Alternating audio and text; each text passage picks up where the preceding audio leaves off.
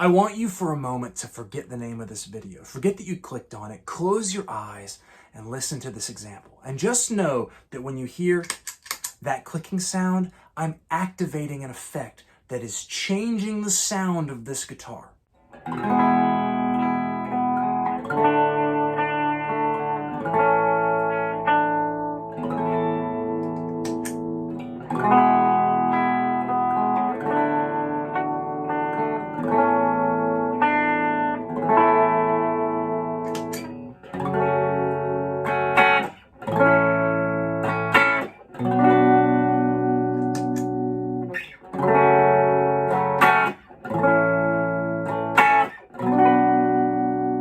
The effect I was engaging is this low plus high pass filter built by Broughton Audio. I bought this because I Googled high pass filter guitar pedal and found almost nothing. After an embarrassing amount of time scouring the results, I found the website for this company, saw that they had both low and high pass on the same pedal, and I bought it because I know that pass filters are awesome. And the point of this video is to tell you why and hopefully convince you that you should be thinking about pass filters in your signal chain. A filter is something that filters out sound. It filters out a portion of the frequency range of the sound that's passing through the effect.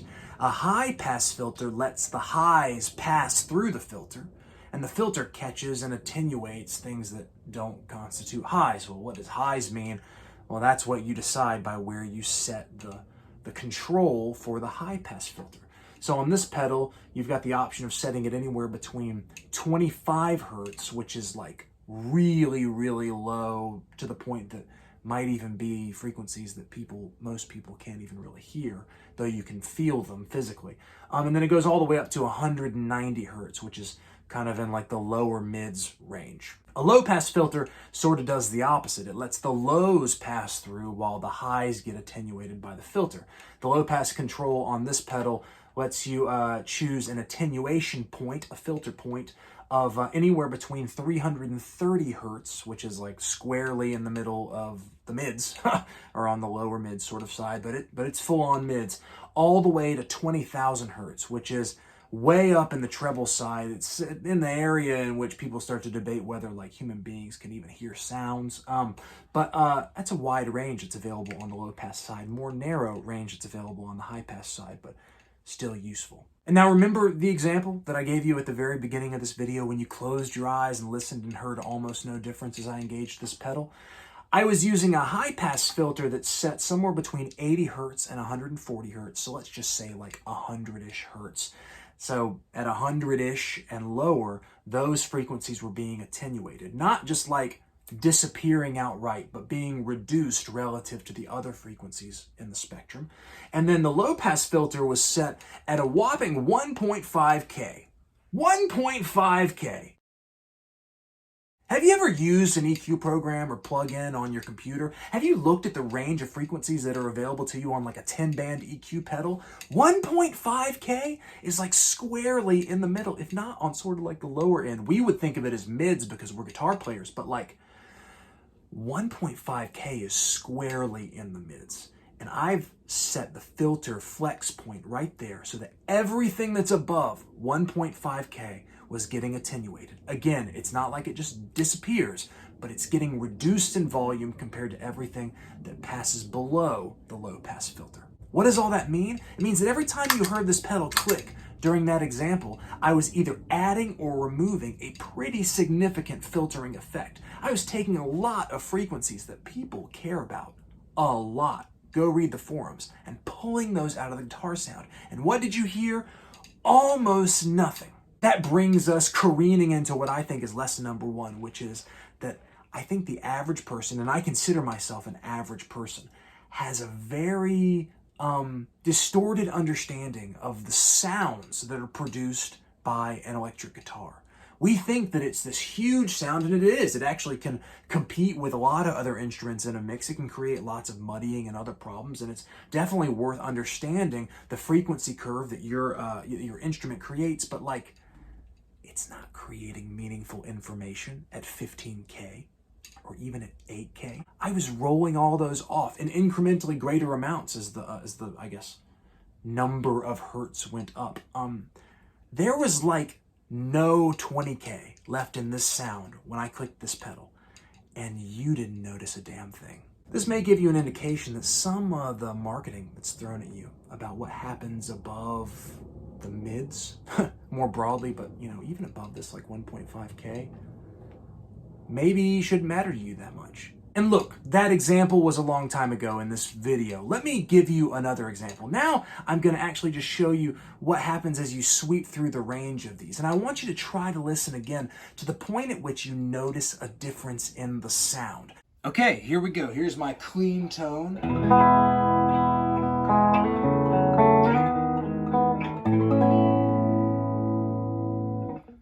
Now let's turn on the filter.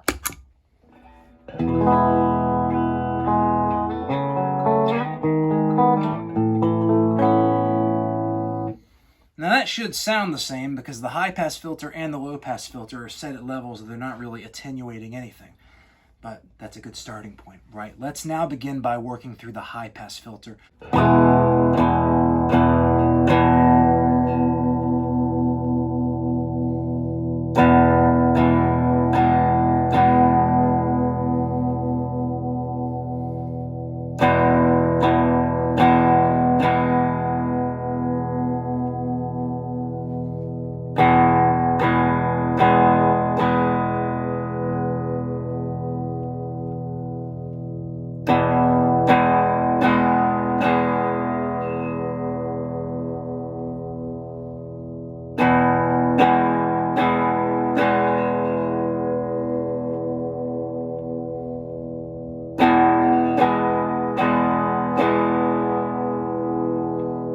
I hope you were able to observe a difference over the range of that example, but just to make it more dramatic, I'm going to leave this attenuation at its maximum point, 190 Hertz, and I'm going to alternate for you. This is the clean tone. And now.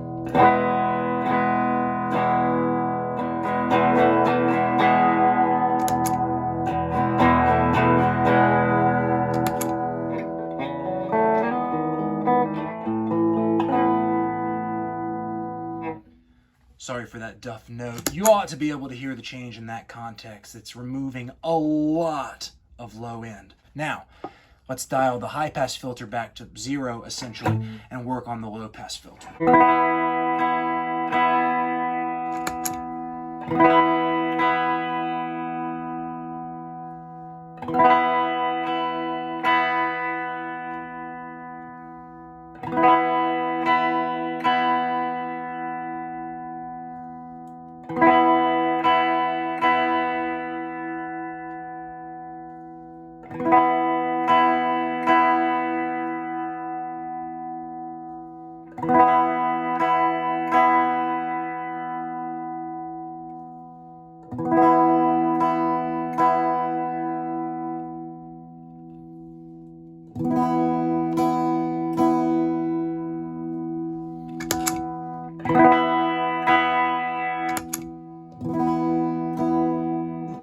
I don't think that alternating example should have been necessary. At this point, it is rolling off a ton of not just treble, but like most of what you would think of as mids. I started to hear a change somewhere over here. That's when it really became noticeable to me at about maybe just below 5K. So I'm going to do my back and forth example how about right there? Let's see how that sounds like.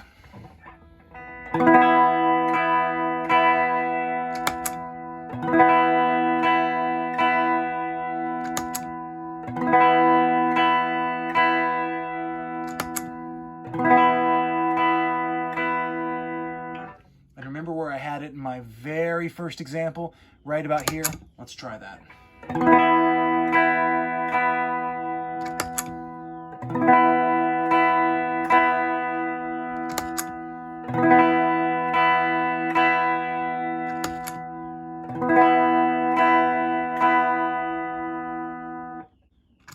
In that last example, I definitely noticed a difference when I alternated between the unfiltered tone and the tone that had been filtered at 1.5K.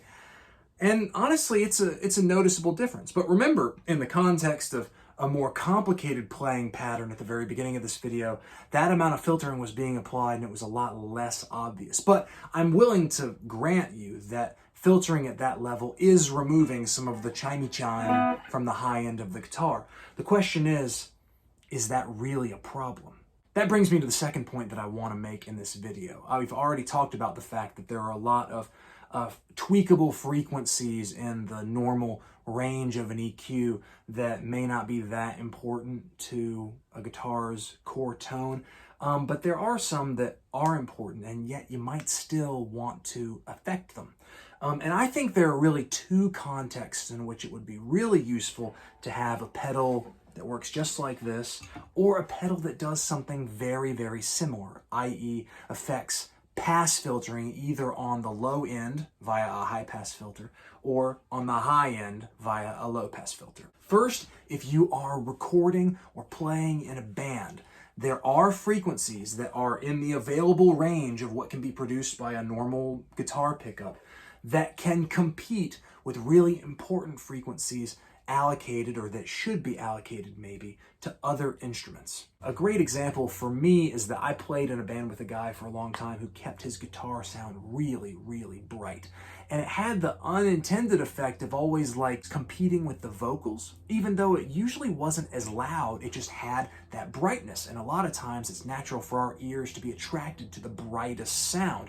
And those weren't songs where the guitar needed to be the attraction point. We had a great vocalist playing with us, but it still is sort of what happened. I personally think that a low pass filter would have been a really useful tool for him to use to roll off some of that high end. He still would have maintained most of the body of his guitar's sound while kind of stepping back from the foreground a little bit to make it easier for the listener, and easier and more natural to focus on the vocal. The second context in which I think you should really consider filtering low pass and high pass is when you're playing with a lot of distortion.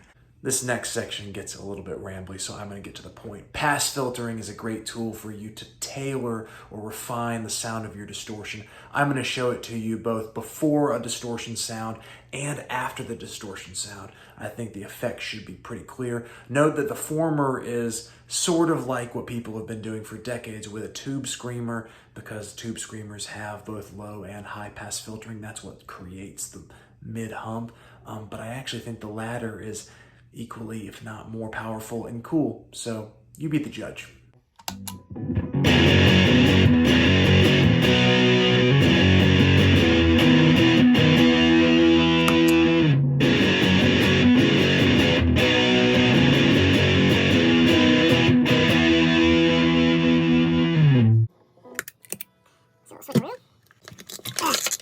Good Lord.